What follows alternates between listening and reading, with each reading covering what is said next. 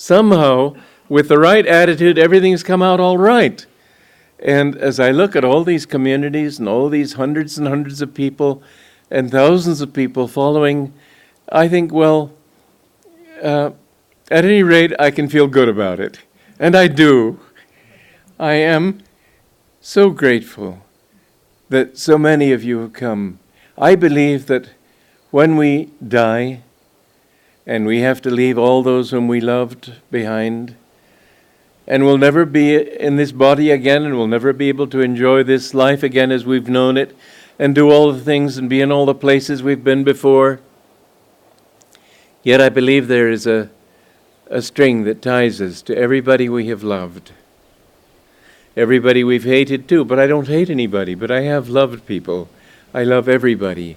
I love God in them. And those who respond to that love, I believe there is a tie between us.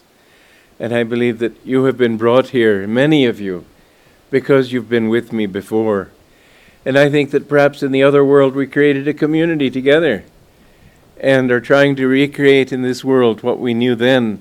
Master said that when people create beautiful things in this world, whether it be in painting or music or anything, it's because of their astral memories, their desire to create a perfection they've already known, but lost because they weren't yet perfect themselves. And so they had to go through this. But that world is a little bit of a taste of what we can know eventually and be one with for eternity. But we are together because we've done this together. And this is why I've had the good fortune and the good karma to be able to draw so many people, because we've done it before. It's a fascinating thought. If I have to come back, it will only be with this purpose of helping. There's nothing that draws me here otherwise. People think, well, don't you feel happy that you've done this and done that and done the other thing? I'm glad that I did it for God. I'm glad that people have been helped by it. But other than that, I don't think of anything as mine. I've mentioned to some of you the experience I had many years ago. I was walking up into Upper Ayodhya and I saw the lights on in these trailers. We didn't have buildings at that time yet, except I had a little dome down below. And the thought came to my mind, I did this. Then I thought, well, do I like that thought? I decided, well, not very much. It's pleasant, but it's very limiting.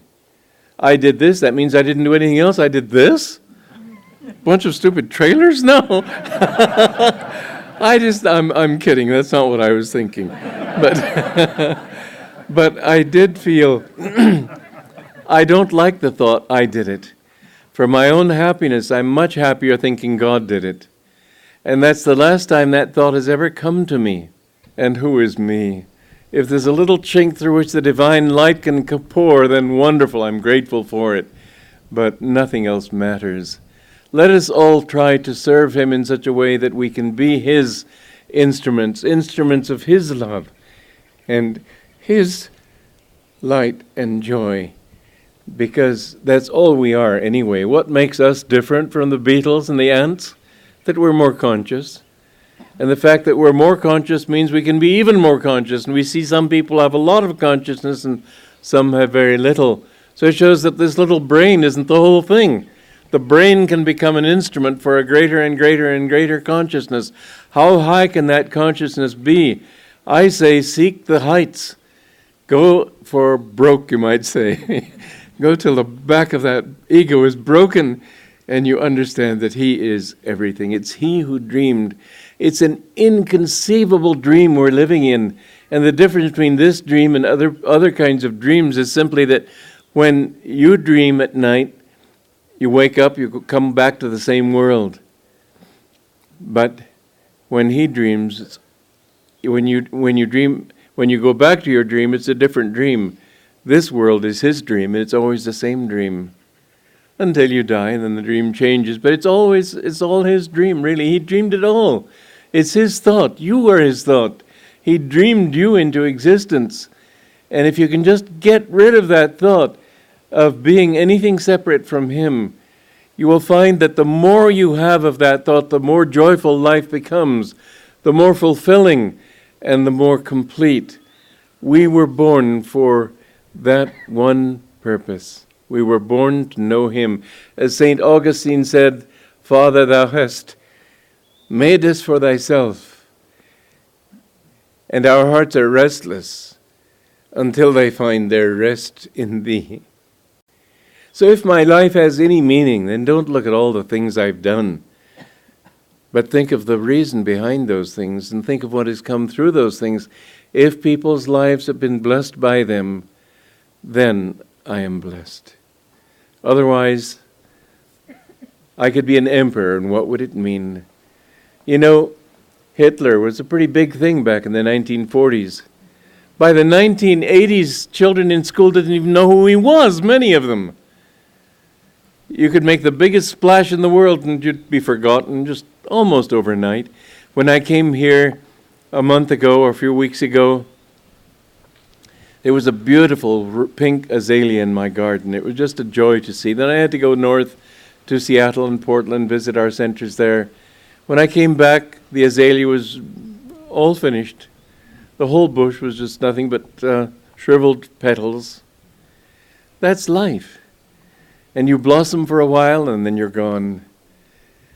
And when you're 80, perhaps you think about it more than when you're 30 or 20. But it wouldn't hurt you to think about it now. When you take your bath in the evening or morning, whenever you do it, and you wash your arm, think that someday it will be nothing but ashes or dust. This body that you have, it won't be with you very long. Don't cling to it, because if you do, then you've lost everything when you lose that. But if you live in him, then you shed this body the way a snake sheds its skin. It doesn't mean anything at all. And you will wander until you finally decide, I'm tired of wandering. It's all very well when life gives you everything you want, but suddenly it doesn't, and that's the trouble with life. And that's what God has set this whole play up to help us to understand, that you don't want to suffer, and you will suffer as long as you live in an ego. Life itself is like waves on an ocean. Where there's a rising wave, there has to be a trough. Because the higher the wave, a high wave doesn't change the level of the ocean. A high wave has to be compensated for by a trough, and an equally deep trough. Every experience of joy in this world, of emotional joy, has to be and is balanced by an equal and opposite pain. Every fulfillment has to be balanced by disappointment. And when you've gone up and down that roller coaster enough times, then you begin to think, is it worth it? I say it's not. I say the only thing that's worth it is to know who you really are. Merge in him. And people often have said to me, you seem so young.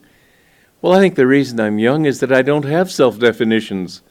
I don't have the burden of thinking, well, I've done all this and I've done this. And become sort of beaten down to the dust.